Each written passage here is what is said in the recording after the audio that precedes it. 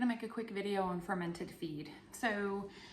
Fermented feed is really just chicken feed that has been soaked in water for a few days, allowing beneficial bacteria to grow, and this ultimately enhances the feed's nutritional value and makes it easier for chickens to digest, and also allows for better nutrient absorption. Some benefits of fermenting chicken feed are enhanced digestion, probiotics, which is really good for your gut health because, let's face it, health begins with the gut, better nutrient absorption, and even better egg quality, and possibly even egg quantity or egg production. If you watched my video where I made my own DIY feed, unfortunately my chickens have been on it for several weeks now, close to a month I'd say, and they refuse to eat the oats and the barley, so it basically just became expensive ground cover.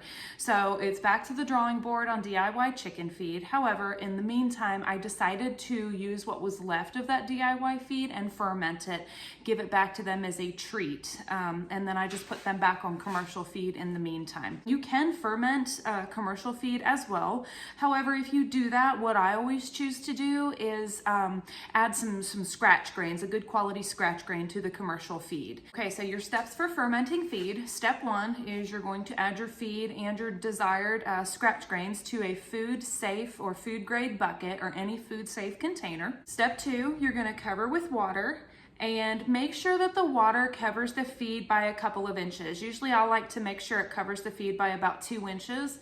Also make sure that you're using chlorine-free water. If you have tap water, for example, that is chlorinated, then just take the desired amount of water and put it in a container and leave it out for about 24 hours to allow the chlorine to naturally evaporate prior to using it in your fermented feed.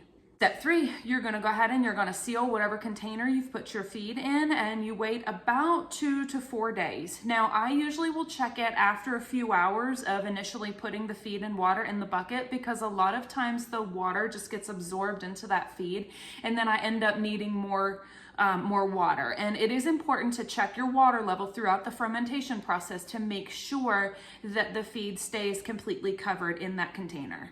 Step 4, once or twice a day, you're going to want to go in and just give it a stir, and again, make sure that your water level is still covering your feed. I usually go in and I'll stir it once in the morning and once in the evening, and you want to store your container out of direct sunlight and maybe like room temperature. I would say the ideal temperature for fermentation is about 65 to 75 degrees, with 70-ish being the sweet spot, and it's usually just about 68 to 70 degrees in my house at all times, so this is perfect. And I just leave it in my mud room out of direct sunlight, and the temperature, it usually takes about 2 or so days for that fermentation process to really take effect, and then I'm ready to feed it to my chickens. Step 5, the feed is ready when it appears nice and bubbly, and it will have a slightly sour smell, or it may even have like a pleasant yeasty smell, or even slightly sweet. Might almost smell like sourdough if you've ever made homemade sourdough bread. If it smells putrid, rotten, or even has a very strong alcohol smell, believe me, you'll know, then do not serve that to your chickens. Discard it and start again. That means the fermentation process did not take. And then when you're ready to feed, what I usually do is just take a strainer, I scoop out what I want, kind of strain the water out, so that way I leave it in the bucket, and I serve it into a feed bowl, and I'll put it out in the run for my girls, and then at the end of the day, I throw away what they do not consume. All right, let me show you how I do it. Okay, here is that DIY feed that I told you guys about. So I still have a good amount of it left, so I'm just gonna scoop some into the bucket and add some water, and I'll go from there. Now I used about 8 16-ounce cups of this feed to stick in the bucket here. Really, you just put the desired amount of feed that you want to put in. Doesn't matter. Add enough water to cover the feed by about 2 inches or so, and then give it a stir. Seal your container and let it do its thing. 2 hours later. Definitely need to add a little water. The next morning. Okay, so it's been about 24 hours, and as you can see, there are some bubbles in here, which means the fermentation process is doing what it's supposed to be doing.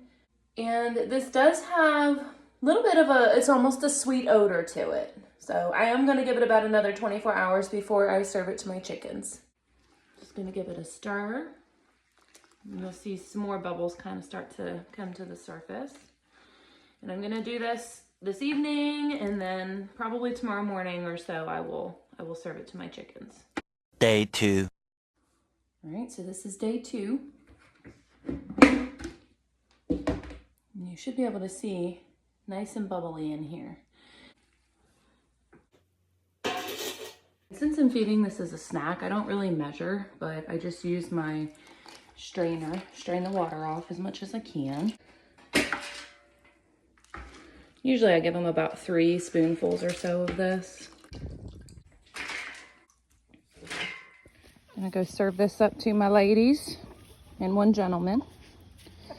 Super muddy, gonna try not to bust my ass. Hey, you guys, got a snack for y'all. That is our fermented feed. Thank you so much for watching. Don't forget to like and subscribe. That will really help out our channel. And I hope to catch you on the next one.